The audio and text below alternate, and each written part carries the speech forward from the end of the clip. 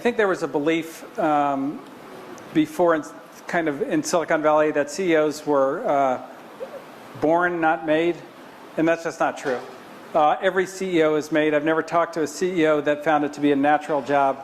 It's about the most unnatural thing that you could ever imagine. And just to give you an example, like if Sarah and I are having a conversation and I'm like, Sarah, that story you just told me could have been a good story, but like the way you opened it, and then like your intonation while you were telling it and the way you closed it, like it just really sucked. You know, you need to go back and work on that. Otherwise, don't have another conversation with me. Yeah, like you just wouldn't do that in life. But like being CEO, you do that all the time, all day long. You're constantly doing things like that, and so every bit of the job is like unnatural. And so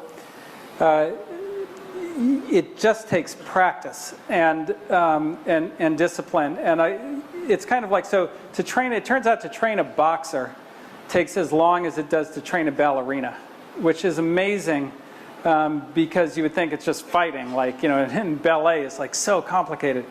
But the reason that it takes so long is boxing is very unnatural in the way it works. You pick up, you know, when you go backwards, you pick up your back foot, not your front foot, and you lead with your weak hand, not your strong hand, and all these things. And to get it to feel natural takes hours and hours and hours of practice.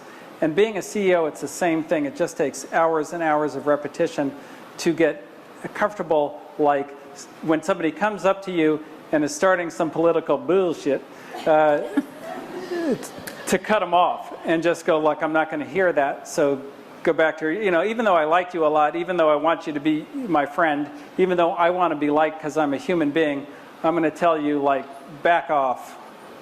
And, you know, like, you won't get it right the first time. You got to do it a few times and think it through.